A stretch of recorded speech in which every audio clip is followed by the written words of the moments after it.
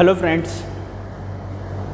today we are going to discuss a topic which is the fundamental topic of mathematics and would be used in a 11th and 12th in a continuous manner. जिस topic के बारे में हम लोगों ने अभी तक बात कर ली थी, जैसे मैंने आप लोगों को प्रीवियसली बताया था कि मैट्रिक्स डिटरमिनेंट से रिलेटेड सारी बातचीत हम कर चुके हैं कंप्लीट, और आज का जो हमारा टॉपिक रहेगा वो मेनली हमारा लॉगरिथमिक फंक्शन से रिलेटेड है। अच्छा, इस टॉपिक को पहले इसलिए कराया जा रहा है बेटा, इसके पीछे लॉजिक समझ लो कि ये लॉगरिथमिक फंक्शन वो कहीं ना कहीं फाउंडेशनली आपका एक्सपोनेंट फंक्शन से डिपेंड करता है, क्योंकि these are the two functions which are complementary of each other. 11th में भी आपको मैंने थोड़ा बहुत इसका आइडिया दिया है, लेकिन आज हम लॉग का इंट्रोडक्शन पढ़ेंगे, ठीक है। लॉग को प्रॉपर तरीके से समझेंगे, लॉग का रिप्रेजेंटेशन क्या होता है, ग्राफ ऑफ लॉग किस तरीके से आएगा, और अगर टाइम रहता है वीडियो में तो आज प्रॉपर्टीज़ के बारे में भी चर्चा की जाएगी इसमें, ठीक है। तो इस बात को समझने की कोशिश करो कि लॉगरिथमिक फंक्शन हमारा मोस्ट फंडामेंटल फंक्शन है। आप कोई भी पढ़ते हो, जैसे कि सीक्वेंस एंड सीरीज़ आपने पढ़ा होगा, वहाँ पे भी लॉग यूज़ हो जाता है, ठीक है। कैलकुलस में लॉग यूज़ होता है। इवन अब मैथमेटिक्स की ज़्यादातर जो ब्रांचेस है उसमें लॉगरिथमिक फंक्शन एक बेसिक फंक्शन की तरीके से काम करता रहता है और यूज़ होता रहता है। तो बातचीत शुरू करते हैं बेटा, इस बात को समझो।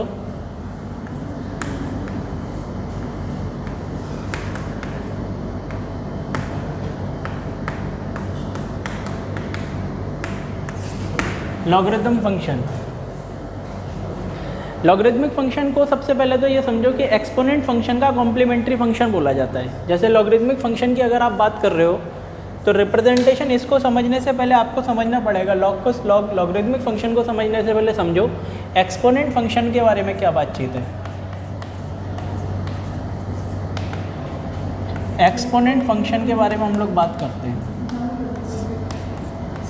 क्योंकि अगर एक बार आपको एक्सपोनेंट फंक्शन समझ में आ गया तो लॉग को समझने में दिक्कत नहीं होगी। सबसे पहले समझो एक्सपोनेंट फंक्शन किस तरीके से होता है। जैसे कि अगर मान लो y = लिखा हुआ है बेटा a⁴x, तो this type of function known as exponent function.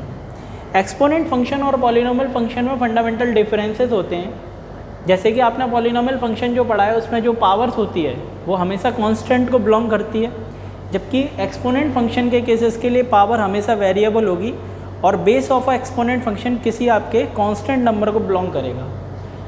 तो x की वैल्यू आप जैसे जैसे चेंज कराते चले जाओगे उसके करस्पॉन्डिंग आपको y एक आउटपुट जनरेट होता चला जाएगा, तो इसको एक्सपोनेंट फंक्शन बोला जाता है। अच्छा, इस बात को समझने की कोशिश करो, जहाँ पर आप साफ साफ समझ सकते हो कि y को आप कहोगे बेटा आउटपुट, ठीक है, आउटपुट ऑफ फंक्शन।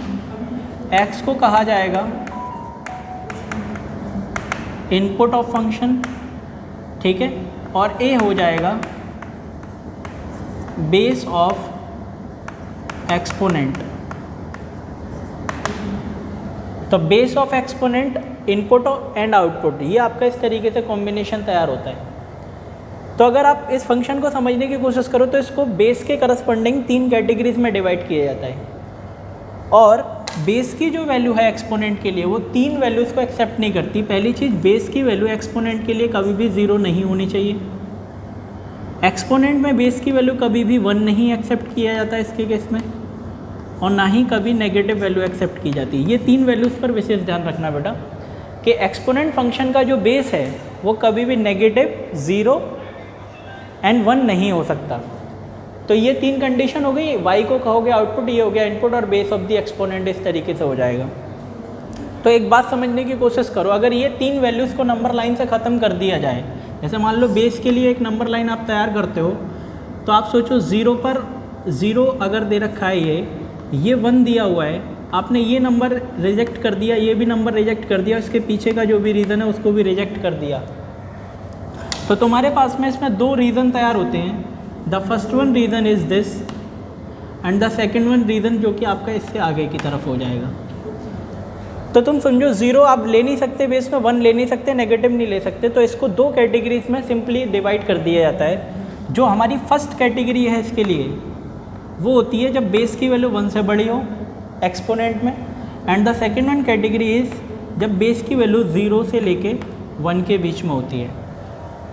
तो जब बेस की वैल्यू 1 से बड़ी है उसके लिए अगर फंक्शन की जर्नल एक एग्जाम्पल बेसिस पे एक फंक्शन समझना चाहो तो तुम्हें समझ में आएगा y इक्वल्स टू, अगर ले लेते हो आप y बराबर 2 की पावर x, तो y equals to 2 to the power x, this is the exponent function जिसका बेस की वैल्यू क्या है बेटा 1 से बड़ी। और 0 से 1 के बीच में एक फंक्शन आप इस तरीके से ले लो y बराबर 1/2 की होल पावर x, तो ये फंक्शन आपका हो गया, ठीक है, जो कि किस केस में है, जब एक्सपोनेंट की वैल्यू, बेस की एक्सपोनेंट की वैल्यू 1 से ज़्यादा है। और ये कैटेगरी आपकी डिज़ाइन हो गई बेटा किस कंडीशन के लिए, जब बेस की वैल्यू आपकी 0 से 1 के बीच में है। तो देखते हैं इसमें, इस बात को समझने की कोशिश करो। अगर x के करस्पॉन्डिंग y का जब आप ग्राफ प्लॉट करोगे तो सिंपल वैल्यूज़ को समझो आप, अगर इसमें वैल्यूज़ रखते चले जाओ तो आपको समझ में आएगा x की वैल्यू जब आप 0 रखोगे तो y कितना मिलेगा आपको 1, x की वैल्यू अगर आप 1 रखते हो तो y कितना मिलेगा 2, x की वैल्यू जब आप 2 रखते हो तो y कितना मिलेगा 4। तो इस एनालिसिस से आपको क्या समझ में आ रहा है कि जैसे जैसे आप x का मैग्नीट्यूड बढ़ा रहे हो आपका आउटपुट क्या होता चला जा रहा है, बढ़ता चला जा रहा है। तो अगर सिंपल बेसिस पे इसका ग्राफ आप बनाना चाहो तो आपको समझ में आएगा, कार्टेशियन प्लेन आप इस तरीके से बनाओगे, ये तो बेटा x एक्सेस हो जाता है हॉरिजॉन्टल, और ये वर्टिकल एक्सेस होगा।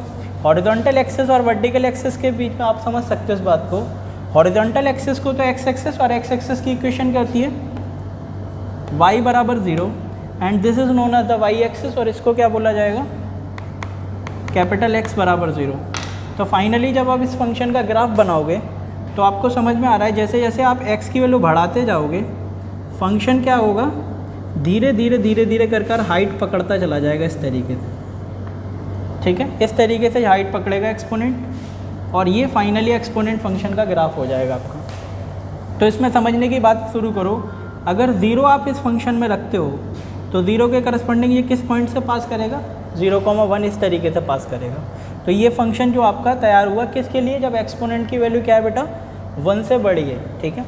अब सेकंड केस को समझने की कोशिश करते हैं। यहाँ पर भी उसी तरीके से कार्टेशियन प्लेन वाली ही बात चलेगी, और जब आप इसको बनाने की कोशिश करोगे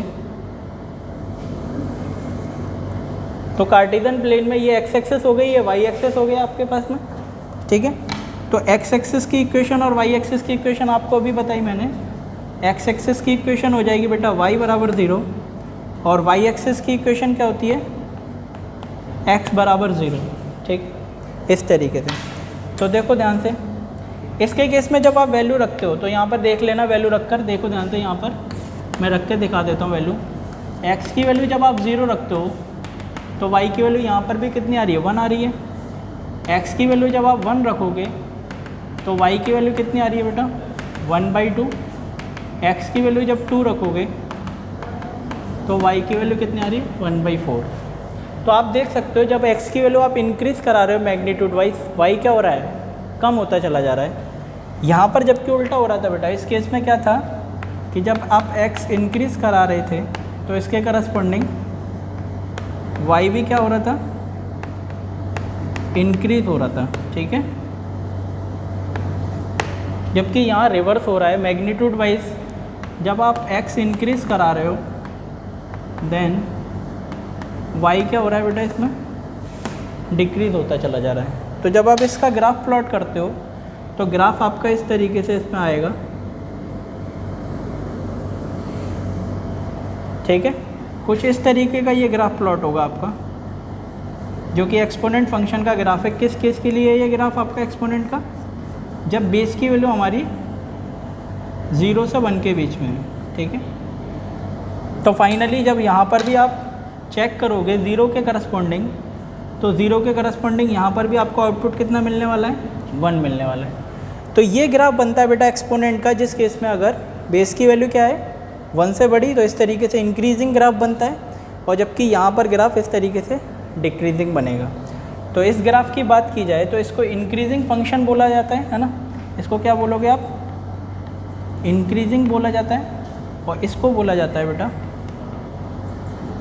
डिक्रीजिंग, ठीक है। तो इंक्रीजिंग फंक्शन ये बनता है, ये डिक्रीजिंग बनता है। पहले तो आप इसकी एनालिसिस समझ लो, बस सिंपल सी बात कि आप y = a⁴ आपका एक्सपोनेंट फंक्शन था, ये गया एक्सपोनेंट फंक्शन, ठीक है, और बेस की वैल्यू 0, 1 और नेगेटिव नहीं होनी चाहिए। तो बेस की वैल्यू क्या होनी चाहिए, 1 से ज़्यादा या 0 से 1 के बीच में। 2 ग्राफ आपके तैयार हो गए। अच्छा, इसमें अगर आपसे कोई पूछता है कि x की और y की वैल्यू क्या क्या रख सकते हैं हम, तो आप समझ सकते हो यहाँ पर डोमेन और रेंज की अगर बात करें तो सिंपल सी बात समझो कि x की जो वैल्यू होती है इस ग्राफ के लिए वो होती है -∞ से लेकर +∞।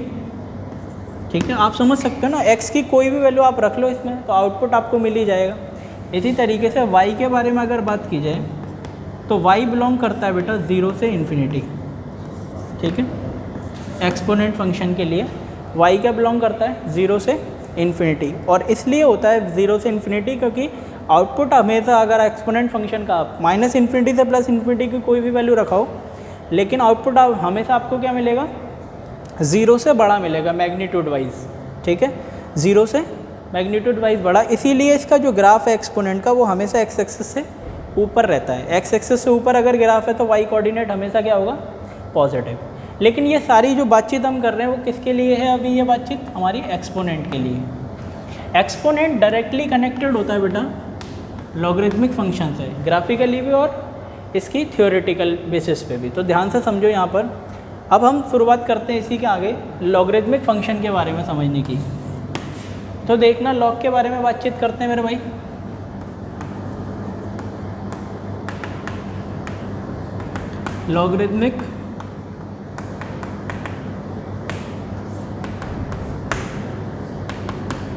लॉगरिथमिक फंक्शन, तो ध्यान से समझो होता क्या है। जैसे एक्सपोनेंट फंक्शन दिया हुआ है, एक्सपोनेंट फंक्शन को अगर आप यहाँ से एलिमिनेट करते हो या हटाते हो तो इधर लॉग फंक्शन एक जनरेट हो जाता है। तो सिंपल बेसिस पे आप इस बात को समझो कि अगर लिखना है लॉग को तो लिखा जा सकता है y = log ax। ठीक है, ठीक है, ये इस तरीके से एक्सपोनेंट लॉगरिथमिक फंक्शन आएगा, जहाँ पर आप इस बात को समझ लो कि x को कब तो कहा जाएगा, x को क्या कहेंगे, इनपुट फॉर लॉग, और y को कहा जाएगा आउटपुट फॉर लॉग, और a क्या कहलाएगा, base of log. Base of log इसको बोला जाएगा। ठीक है, इनपुट, आउटपुट और बेस, इस तरीके से आपने इसको बोल दिया। सेम वही वाली चीज़ें चल रही हैं बेटा। अब उसके बाद देखो यहाँ पर ध्यान से, इनपुट, आउटपुट और बेस कर लिया। अब इसमें जैसे कि आपने यहाँ पर कैटेगरीज में डिवाइड किया है, बेस की वैल्यू 1 से ज़्यादा या 0 से 1 के बीच में, इसी तरीके से लॉगरिथमिक फंक्शन भी डिवाइड हो जाता है। तो पहली कैटेगरी इसकी तैयार होती है जब बेस की वैल्यू क्या होगी बेटा, 1 से बड़ी, और दूसरी कैटेगरी आपकी तैयार होगी जब बेस की वैल्यू आप क्या लोगे, 0 से 1 के बीच में। तो 0 से 1 के बीच में बेस की वैल्यू अलग होगी और इसके लिए अलग हो जाएगी। तो देखो ध्यान से यहाँ पर भी बनाते हैं 1 के लिए, 1 से बड़े के लिए ग्राफ किस तरीके से बनेगा, देखते चलना बेटा ध्यान से। ये जो ग्राफ आपका आएगा, ठीक है, ये ग्राफ बन जाएगा जब बेस की वैल्यू 1 से, ठीक है, बेस की वैल्यू क्या है 1 से ज़्यादा के लिए। और अगर इसकी फ़ोटो की बात करें, इसका फ़ोटो किस तरीके से आएगा, इसका फ़ोटो आएगा बेटा, ये सेम आपका ग्राफ घूम जाएगा, है ना, कुछ इस तरीके का फ़ोटो इसका आएगा। ठीक है, तो पॉइंट्स के अगर करस्पॉन्डिंग बात करो तो देखो ध्यान से, जब आपने इसमें 0 रखा आउटपुट कितना आया, 1 आया, यहाँ भी 0 रखने पर 1 आया। तो इसमें क्या होता है, जस्ट रिवर्स हो जाता है, ये पास करता है 1,0 पॉइंट से, और ये भी पॉइंट कितना हो जाएगा, 1,0 हो जाएगा। ठीक, सिंपल सी बात है बेटा। एक्स एक्सिस है, ये एक्स एक्सिस की इक्वेशन क्या होती है, y = 0, और इसकी इक्वेशन x = 0। इसी तरीके से x = 0, y = 0। ठीक है, पॉइंट्स लिख दिया आपने।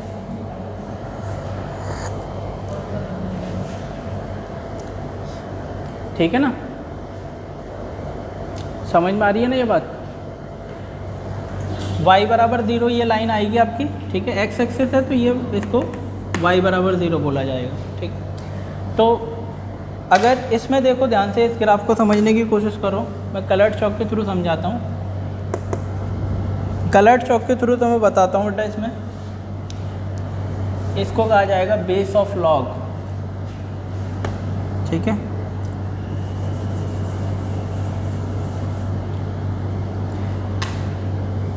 देखो ध्यान से इधर, जब आप इसमें बात करते हो, जब आप x की वैल्यू बढ़ाओगे मैग्नीट्यूड वाइज, तो इसमें आउटपुट आपको क्या हो रहा है, बढ़ता नज़र आ रहा है। जब इसमें समझो, इसमें x की वैल्यू जब आप बढ़ा रहे हो मैग्नीट्यूड वाइज, तो y क्या हो रहा है, ग्राफ नीचे की तरफ आ रहा है ना।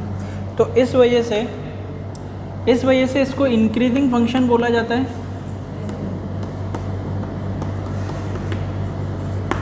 और इसको बोला जाता है बेटा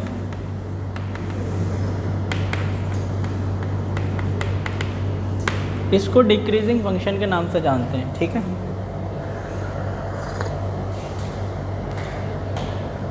ठीक है, बाकी अगर आप x की बात करो, लॉग के लिए x, तो तुम सोचो जो इसके लिए y था, y कितना था बेटा इसके लिए, 0 से इन्फिनिटी, वही इसके लिए x हो जाएगा, मतलब रिवर्स हो जाता है, और जो इसका x था वो इसके लिए y हो जाएगा। तो आप कह सकते हो कि लॉगरिथमिक फंक्शन के लिए जो x होता है वो तो बिलोंग करेगा बेटा 0 से लेकर इन्फिनिटी ग्राफ के हिसाब से, और y जो बिलोंग करेगा -इन्फिनिटी से +इन्फिनिटी। ये ऊपर में लिख देता हूँ तो इसको देख लेना, ये डोमेन और रेंज हो जाएगी, ठीक है।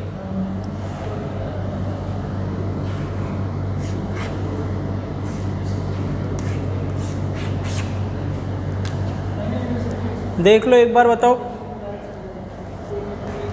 इसका ये पूरा ढांचा खोल दिया, इसमें देख लेना ढंग से।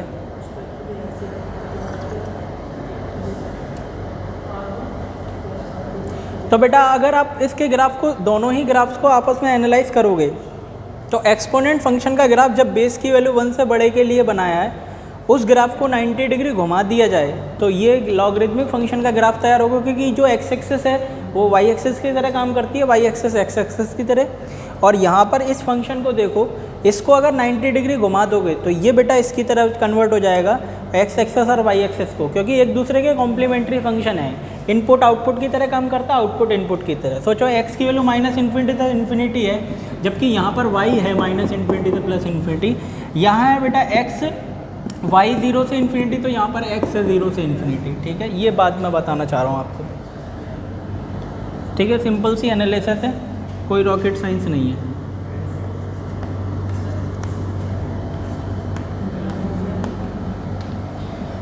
देख लो, बताओ बात समझ में आ रही है?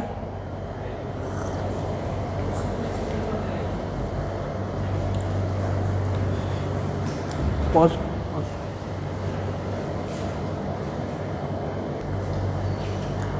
हाँ तो भाई समझ में आ गई होगी ये दोनों बातचीत, है ना। आपको क्या करना है, इन दोनों को रिलेट करके चलना है, तो रटना नहीं पड़ेगा आपको, है ना, फिर याद बना रहेगा।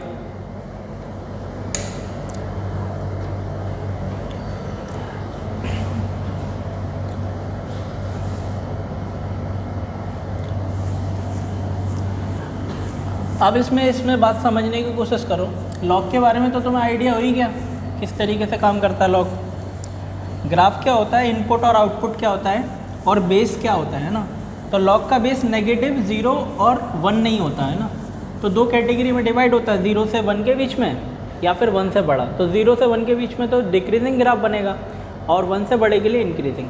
अब इसमें सबसे इम्पोर्टेंट जो चीज़ आती है हमारी समझने के लिए, वो जो क्वेश्चन से रिलेटेड है हमारे लिए बातचीत, वो है हमारी प्रॉपर्टीज़, है ना। तो लॉग की प्रॉपर्टीज़ पर हम लोग चलते हैं। आप लोगों ने बेसिक प्रॉपर्टीज़ तो पढ़ रखी होंगी, कुछ प्रॉपर्टीज़ एक्स्ट्रा भी बता दूंगा मैं, तो आपको लगेगा कुछ नया भी सीखा। प्रॉपर्टीज़, ठीक है। तो देखो, पहली प्रॉपर्टी पर हम बात करते हैं।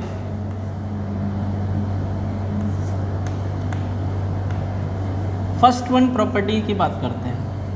तो फर्स्ट वन प्रॉपर्टी में बेटा क्या है कि लॉगरिथमिक जो फंक्शन है, ठीक है, उसमें अगर बेस a है और दो चीज़ें इस तरीके से x और y प्रोडक्ट होती हैं, तो लॉग क्या करता है, एडिशन में कन्वर्ट कर देगा, ठीक है। बाकी सारी रेस्ट्रिक्शन के साथ, वो जो रेस्ट्रिक्शन सब लगी हुई हैं उन रेस्ट्रिक्शन के साथ जब प्रॉपर्टी चलेंगी सारी, ठीक है। तो दूसरी प्रॉपर्टी क्या है, दूसरी प्रॉपर्टी है बेटा कि लॉग में अगर दो चीज़ें इनपुट में डिवाइड हो रही हैं तो डिवीज़न को लॉग किस में कन्वर्ट कर देता है, लॉग ए एक्स लॉग ए वाई में, कुछ इस तरीके से कन्वर्ट करेगा। अगली प्रॉपर्टी देखो, ये सब प्रॉपर्टी आपको बता भी चुका हूँ मैं पहले, लेकिन फिर भी एक बार बता देता हूँ। लॉग में अगर बेटा ए एक्स की पावर m है, ठीक है, तो आपको बताया ये वाली चीज़, ये m जो है उचक के कहाँ जाता है, आगे की तरफ आ जाएगा। तो इसको लिखा जा सकता है m log ए एक्स, ठीक है। इसी तरीके से अगली प्रॉपर्टी फोर्थ पर आते हैं, ठीक है। तो फोर्थ प्रॉपर्टी जब आप देखोगे तो लिखा हुआ है log a की पावर n और x की पावर m, इस तरीके से अगर मान लें तो ये m जो है वो तो इस तरीके से आ जाएगा आगे और ये नीचे से आ जाएगा, ठीक है। तो जब इस तरीके से आप इसको लिखोगे तो ये क्या लिखा जा सकता है, इसको m/n log ए एक्स, ठीक है। तो इनपुट पर जो पावर होती है वो तो मल्टीप्लाई में आ जाती है और अगर बेस पर कोई पावर है तो वो डिवाइड से, नीचे से डिवाइड में चली जाएगी, ठीक है। तो ये चार फंडामेंटल प्रॉपर्टीज़ हैं। उसके बाद आगे की प्रॉपर्टीज़ पर बातचीत करते हैं मेरे भाई।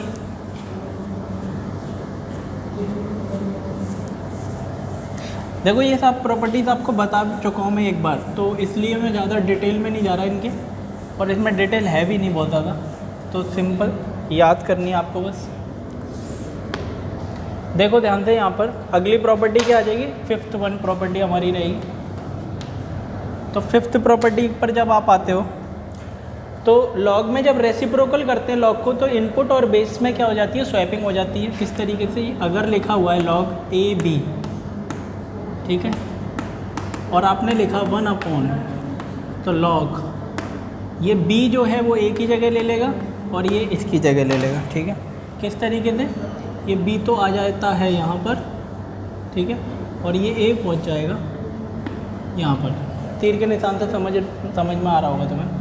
6 के लिए इंटरमीडिएट बेस प्रॉपर्टी होती है। इंटरमीडिएट बेस प्रॉपर्टी क्या होती है बेटा, लॉग अगर लिखा हुआ है ए बी, ठीक है, तो इसको दो पार्ट्स में स्प्लिट किया जा सकता है इस तरीके से, न्यूमरेटर और डिनोमिनेटर के बेसिस पे। तो कैसे डिवाइड होता है वो देख लो। लॉग एक इंटरमीडिएट बेस आ जाएगा और ये इस तरीके से डिवाइड कर दिया है। इंटरमीडिएट बेस आप अपनी तरफ से लगा सकते हो, लेट अस सपोज सी लगा दिया मैंने, लेकिन इस सी के बारे में समझ लेना, सी नेगेटिव और सी नेगेटिव नहीं होना चाहिए और C1 भी नहीं होना चाहिए। ये तीन रेस्ट्रिक्शन रहेंगी इंटरमीडिएट बेस पे, ठीक है। इस तरीके से स्प्लिट हो जाएगा। अच्छा, इसको अगर आप ऊपर की तरफ लेकर जाते हो, है ना, तो फिर दोबारा से वो चेंजेस आ जाएंगे इसमें। तो चेंजेस किस तरीके से आएंगे, अगली प्रॉपर्टी पर आ जाओ। इसको लिख सकते हो लॉग,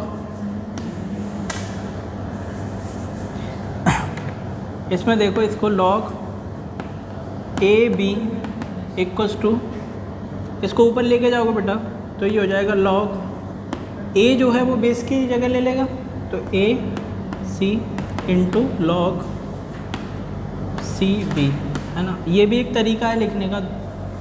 तो ये 7वीं प्रॉपर्टी हो जाएगी लॉग की। अगली प्रॉपर्टी देखो, अगली प्रॉपर्टी क्या होती है बेटा, एक्सपोनेंट फंक्शन पर अगर लॉगरिथमिक लगा हुआ है ना, जैसे मान लो, ऐसे मान लो ए लॉग सी बी, है ना, इस तरीके से लिखा है।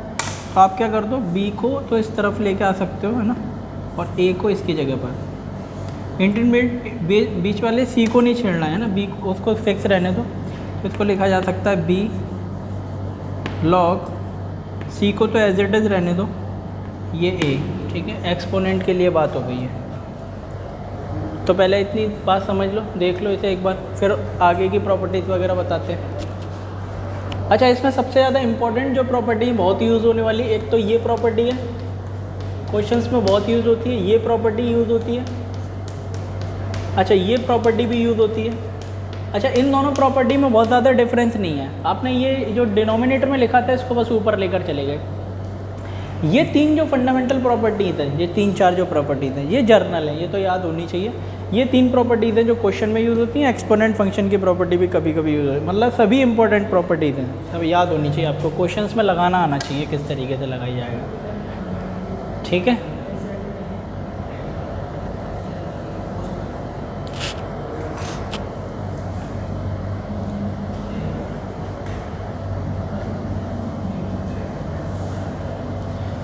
इसी में एक बात और समझ लो, कभी कभी वो एक्सपोनेंट ये वाली जो प्रॉपर्टी है 8th, इसको थोड़ा सा जर्नलाइज करके दे देते हैं जिससे कि डायरेक्ट वैल्यू सॉल्व हो जाती है कभी कभी। जैसे आप मान के चलो 8th के बाद 9th प्रॉपर्टी, इसी का फर्दर मैनिफेस्टेशन बता रहा हूँ बेटा। फर्दर मैनिफेस्टेशन किस तरीके से है, मान लो वो दे देंगे आपको c log c a, तो आपको पता है ये जो है वो इसकी जगह ले सकता है और ये किसकी जगह ले सकता है, इसकी जगह। तो इसको क्या लिखा जाएगा, a log c c। ठीक है, तो log में बेटा यहाँ पर देखो इस बात को, log में इनपुट और इसका इनपुट और क्या सेम हो गया ना, इनपुट और बेस सेम हो गया, तो इसकी वैल्यू 1 हो जाएगी। तो डायरेक्टली वैल्यू क्या आ जाएगी, ये a आ जाएगी। ठीक है, डायरेक्टली a लिखा हुआ है ये बस केवल। ठीक है, उसके बाद अगली प्रॉपर्टी पर आते हैं।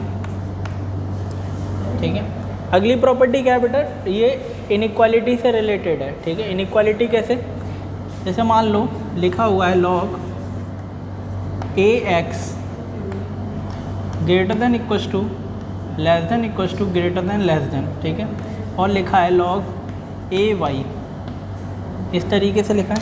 तो आपको पता है लॉगरिथमिक फंक्शन जब आप हटाओगे इनइक्वालिटी के केस के लिए, तो लॉगरिथमिक फंक्शन हटाओगे तो 2 कैटेगरी में डिवाइड होगा। पहली कैटेगरी तो हो जाएगी जब बेस की वैल्यू 1 से ज़्यादा है, और दूसरी कैटेगरी होगी जब बेस की वैल्यू 1 से तो कम है और 0 से क्या है, ज़्यादा है। ठीक है, तो जब 1 से ज़्यादा होता है तो इसके केस में इंक्रीजिंग फंक्शन आएगा। इंक्रीजिंग फंक्शन में लॉग अगर हटता है तो जो लॉगरिथमिक फंक्शन हटाने के बाद भी इनइक्वालिटी का साइन क्या होता है, चेंज नहीं होता। तो सीधे सीधे आप समझो इस बात को, आप लिख सकते हो x और y इनइक्वालिटी को चेंज करे बगैर। ठीक, और सीधे सीधे वही इनइक्वालिटी का सीक्वेंस यहाँ उतर कर आ जाएगा, greater than equals to less than equals to greater than less than. ठीक है, सेम सीक्वेंस रहता है ना, इसमें कोई फ़र्क नहीं पड़ेगा। इसको लिख सकते हो तुम सेम है, जबकि यहाँ इनइक्वालिटी क्या हो जाएगा, चेंज हो जाएगा। तो देखो यहाँ पर इस कंडीशन के लिए x और y ये इस तरीके से चेंज हो जाएगा।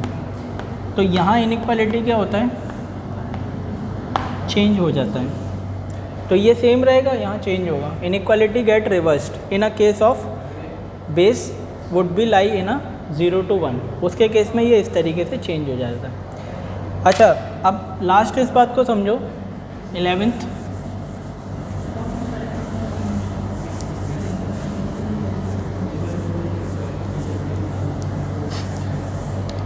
प्रॉपर्टी देखो।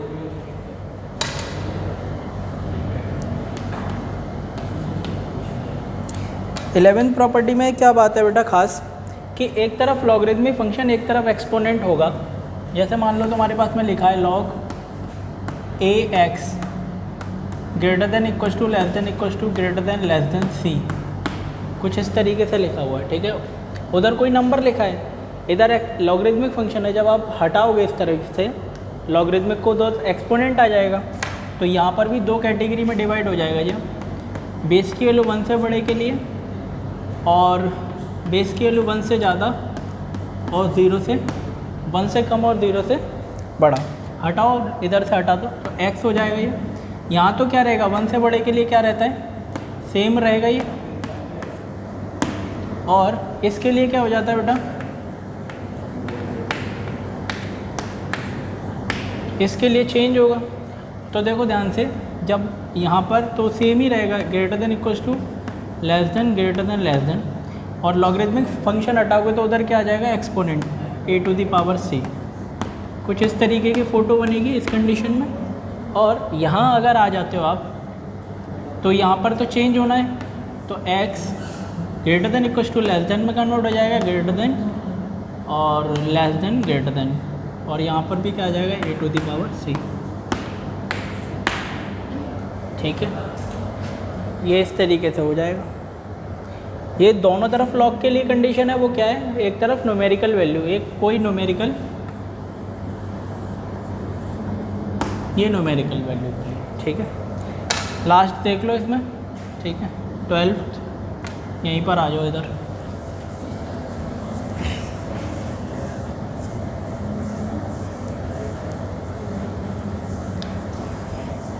ठीक है, ये बेटा इन्हीं प्रॉपर्टी लिमिटेड है, लेकिन फर्दर मैनिफेस्टेशन होता जा रहा है। अब आप क्या लेके चलो, एक एक्सपोनेंट फंक्शन ले लो और greater than equal to less than, greater than less than. ठीक है, और यहाँ मान लो c लिखा है। ठीक है, तो आपको पता है यहाँ पर भी दो कैटेगरी, एक्सपोनेंट को जब हटाओगे यहाँ से क्या आ जाएगा, उस तरफ लॉग आ जाएगा। तो यहाँ पर भी देखो, अगर बेस की वैल्यू 1 से बड़ी है तो अलग कंडीशन रहेगी, और 1 से छोटी और 0 से बड़े के लिए अलग, दो कैटेगरीज में डिवाइड होगा। इनइक्वालिटी का साइन इसके केस में 1 से बड़े के लिए क्या रहेगा, सेम रहेगा, और जबकि यहाँ पर क्या हो जाएगा, ये चेंज। ठीक है, तो काम शुरू करते हैं मेरे भाई। यहाँ से हटाओ इसको, एक्सपोनेंट फंक्शन हटाओगे यहाँ तो x हो जाएगा, और एक्सपोनेंट फंक्शन हटाओगे तो इधर क्या आ जाएगा, लॉग आ जाएगा, और जो एक्सपोनेंट फंक्शन का बेस है वो लॉग का बेस बनेगा और c। ठीक है, अब रही बात इनइक्वालिटी की, इनइक्वालिटी कैसी रहेंगी इसके कंडीशन में, सेम, तो greater than less than, greater than less than. ठीक है, यहाँ आ जाओ, इसके केस में x log ac। ठीक है, और इनइक्वालिटी क्या हो जाएंगी बेटा, चेंज हो जाएंगे इसके कंडीशन में, तो चेंज कर दो, ग्रेटर देन लेस देन। ठीक है, तो कुल मिला के ये कुछ प्रॉपर्टीज़ के मैनिफेस्टेशन, और मतलब एक कुछ प्रॉपर्टी, ऐसा नहीं है कि ये सब यूनिक प्रॉपर्टीज़ हैं, कुछ प्रॉपर्टी कुछ प्रीवियस प्रॉपर्टी से रिलेटेड है, लेकिन मैनिफेस्टेशन है उनका। तो कुल मिला के अगर देखा जाए तो 12 प्रॉपर्टीज़ हमारे पास में लॉग की हो गई, जिसमें लगभग सारी प्रॉपर्टीज़ कवर होती हैं। बेसिक फंडामेंटल प्रॉपर्टी जो कि कैलकुलेशन से रिलेटेड है, कुछ लॉग के ट्रांसफॉर्मेशन से रिलेटेड है कि लॉग में किस तरीके से ट्रांसफॉर्म कर आप पता कर सकते हो चीज़ों को। कुछ प्रॉपर्टी आपकी कन्वर्जन से इनइक्वालिटी के बेसिस पे हैं। इनइक्वालिटीज़ में विशेष ध्यान रखना होता है हमें, है ना। इनइक्वालिटी के केसेस में कब इनइक्वालिटी रिवर्स होगा, कब इनइक्वालिटी रिवर्स नहीं होगा, ये सब चीज़ों का विशेष ध्यान रखना आपको इन बातों में। तो फाइनली जो चार प्रॉपर्टीज़ थी वो इनइक्वालिटी से रिलेटेड थी, बाकी आपको ये सारी प्रॉपर्टीज़ पता होनी चाहिए। लॉगरिथमिक फंक्शन का ग्राफ मैंने बता ही दिया आपको। प्रॉपर्टीज़ आज हो गई, एक्सपोनेंट फंक्शन के बारे में पता चल गया, लॉगरिथमिक फंक्शन में क्या इनपुट होता है, बेस वगैरह क्या होता है, आउटपुट क्या होता है, वो सब पता चल गया आपको। कल हम इसमें ही पढ़ेंगे लॉगरिथमिक फंक्शन की इक्वेशन से रिलेटेड बात करेंगे। अगले वीडियो में हम देखेंगे लॉगरिथमिक फंक्शन की इक्वेशन क्या होती हैं और इक्वेशन को किस तरीके से सॉल्व किया जाए। तो बेटा इस वीडियो को हम यहीं पर ख़त्म करते हैं, ठीक है ना। तो इसके बाद आगे की जो भी बातचीत रहेगी वो हम लोग कंटिन्यू करेंगे। तो bye bye to all of you guys, take care yourself, we will meet in a next one video. Bye bye.